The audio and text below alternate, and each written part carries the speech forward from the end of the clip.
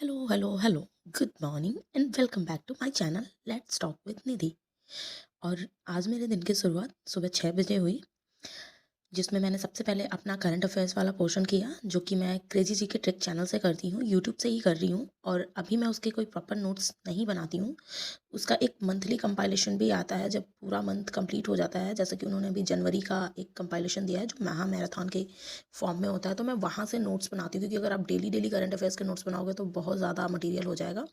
और सारे करंट के टॉपिक्स नहीं बोल सकती मैं कि जो अभी मैं जिन एग्ज़ाम्स की प्रिपरेशन कर रही हूँ उसके लिए इंपॉर्टेंट है। तो जो मुझे इंपॉर्टेंट लगता है मैं उस तरीके से उसको अपने नोट्स में इन्वॉल्व कर लेती हूँ। और अभी आप देख रहे होंगे मैंने अपना टीचिंग वाला पोर्शन ख़त्म किया, जो कि मैं फिजिक्स वाला का एक यूट्यूब चैनल है टीचिंग वाला करके, वहाँ से कर रही हूँ, जिसमें शिक्षण कला का पोर्शन कर रही हूँ। और इसके बाद से मैं सबसे पहले मैंने जैसा कि आपको बताया हुआ है कि मैं उठते ही सबसे पहले करंट वाला पोर्शन जीएस जीके वाला पोर्शन करने के बाद से अपना 2 घंटे का सोशोलॉजी वाला पोर्शन ही करती हूँ। बट आज मैंने मॉर्निंग में शिक्षण कला कर लिया था, क्योंकि शिक्षण कला का पोर्शन बाद में करने के लिए रही जा रहा है और मुझे अपने मेन सब्जेक्ट को बहुत ज़्यादा टाइम देने की ज़रूरत है, जिसमें मैं कम से कम 4 से 5 घंटा अपने मेन सब्जेक्ट को ही दे रही हूँ। क्योंकि जैसा कि मैंने आपको बताया हुआ है, मैं टीजीटी हिंदी और पीजीटी सोशोलॉजी के लिए प्रिपेयर कर रही हूँ।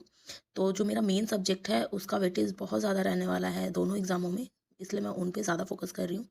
तो जैसा कि मैंने आपको बताया कि 1 आवर्स की स्टडी करने के बाद से, जिसमें मैंने अपना करंट जीके जीएस का पोर्शन ख़त्म करने के बाद से मैं 2 घंटे के लिए सोशोलॉजी का पोर्शन लेके बैठी थी, जिसमें मैंने सबसे पहले अपनी इंडियन थिंकर्स जो हैं वो वाला पोर्शन में AR देसाई को रीड कर रही हूँ अभी। तो उनको फिनिश करने के बाद से फिर मैंने अपने 2 मैराथन्स देखे, जिसमें मैंने सोशल मोबिलिटी और एक सामाजिक विचलन, ये 2 टॉपिक ख़त्म किए। देन फिर मेरा अपना, हाँ, मैं सबसे पहले उठ के मॉर्निंग में ना अपना रूटीन ज़रूर प्रिपेयर कर लेती हूँ, क्योंकि विदाउट रूटीन के ना जिस दिन ऐसा होता है कि मैं सुबह में मैंने अपना रूटीन नहीं मेंटेन किया किसी जल्दबाजी में कि हाँ मैं पहले उठ के पढ़ लूँ, तो उस दिन पूरा दिन, सच बता रही हूँ, ऐसे ही निकल जाता है और समझ में नहीं आता है कि कब कौन सा सब्जेक्ट कैसे करना है। क्योंकि आपको भी पता है कि किसी भी टीचिंग एग्जाम्स की प्रिपरेशन में कम से कम आपको 6 से 7 सब्जेक्ट पढ़ने ही पढ़ने होते हैं, अगर आप अपने मेन सब्जेक्ट को छोड़ दें तो भी। तो मैं इसीलिए अपने जो मेरे सब्जेक्ट्स हैं और जो मेरा टाइम है, मैं उनका कोऑर्डिनेशन बहुत अच्छे से बैठा लेती हूँ, मुझे किस सब्जेक्ट को कितना टाइम देना है, उस हिसाब से फिर मैं अपने टॉपिक को भी फिनिश करती हूँ। और अभी ये मेरा मॉर्निंग का 4 आवर्स का स्टडी ख़त्म हो चुका था। और इसके बाद से मैं, ऐसा नहीं है कि पूरे टाइम में पढ़ती ही रहती हूँ, अभी मेरा हार्ड स्टडी चैलेंज 12 आवर्स का चल रहा है, जिसमें मैं किसी दिन 12 आवर्स की स्टडी कंप्लीट कर पा रही हूँ, किसी दिन नहीं भी हो पा रहा है। बट अब मैं हार्डली कोशिश करूँगी कि मैं अपने 10 to 12 hours study daily complete करूं, क्योंकि अब बहुत ज़्यादा टाइम नहीं है। बीपीएससी टीआरई 3.0 अगर मार्च में कंडक्ट हो रहा है तो हार्डली हमारे पास 1 मंथ भी नहीं है, क्योंकि फरवरी मंथ स्टार्ट हो चुका है और अब बहुत ज़्यादा टाइम नहीं है कि हम आराम आराम से पढ़ें। तो इस तरीके से, और हाँ, पढ़ाई के साथ साथ मैं ये कहूँगी कि अगर आप एनसीआर रीजन से हैं, दिल्ली से हैं, तो प्लीज़ अपने हेल्थ का ध्यान दें, क्योंकि यहाँ पे भी बारिश जैसा भी मौसम हो रहा है, मौसम चेंज हो रहा है। तो पढ़ाई के चक्कर में ऐसा नहीं कि बस पढ़ते रहें और एंड टाइम पे पता चले कि आपकी तबीयत ही ख़राब हो गई है। तो हेल्थ का पूरा पूरा ध्यान दें। और इस तरीके से फिर मैं अपना 4 आवर्स स्टडी चैलेंज ख़त्म करने के बाद से मॉर्निंग में मॉर्निंग वॉक के लिए आ गई थी।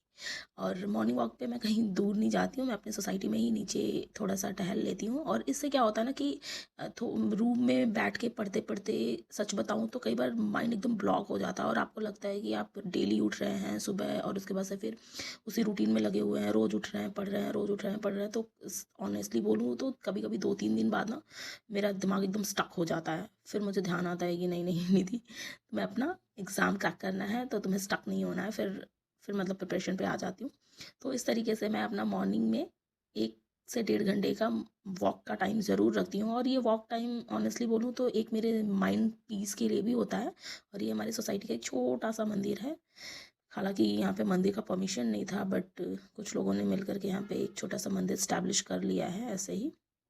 तो फिर उसके बाद से जब मैं अपना मॉर्निंग का रूटीन स्टडी का ख़त्म कर लेती हूँ, मेरा मॉर्निंग वॉक ख़त्म हो जाता है, घर आने के बाद से बाकी मैं अपने 1-1.5 घंटे का जो भी मेरा काम होता है वो निपटाने के बाद लंच वगैरह, दैन फिर मैं अपनी सेकंड स्लॉट की स्टडी पे बैठ गई थी, जिसमें मेरा 4 आवर्स का फेस स्टडी होता है। और उस 4 आवर्स में मैं अपने 2 घंटे हिंदी के और 2 घंटे सोशोलॉजी के लिए निकालती हूँ, जिसमें मैं पेपर प्रैक्टिस करती हूँ। वो पेपर मैं प्रैक्टिस कभी कभी तो अपनी जो मेरी किरण पब्लिकेशन की प्रैक्टिस सेट है हिंदी के लिए, उससे करती हूँ। और सोशियोलॉजी के लिए मेरे पास एक परीक्षा, और अभी सोशियोलॉजी पीसीटी के लिए मैं अपनी प्रिपरेशन जो कर रही हूँ, आई मीन प्रैक्टिस कर रही हूँ, वो टेक्स्ट बुक पे मैंने अपना टेक्स्ट बुक प्रो पे मैंने ईयरली एक सब्सक्रिप्शन लिया हुआ है, तो वहाँ से कर लेती हूँ।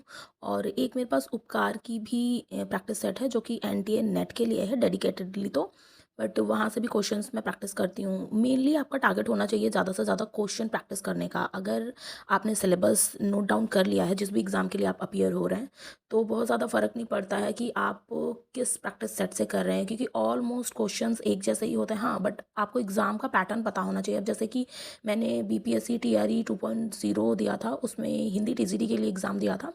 तो एक चीज़ तो मुझे वहाँ से पता चल गया, मतलब आप चारों तरफ देखते हो कि एनसीईआरटी पढ़ लो, एससीईआरटी पढ़ लो, ये पढ़ लो, वो पढ़ लो। बट जो मैंने सिलेबस उठाया था, तो मुझे लगा था कि मुझे किरण पब्लिकेशन की बुक को ही प्रैक्टिस सेट के लिए ऑर्डर करना चाहिए।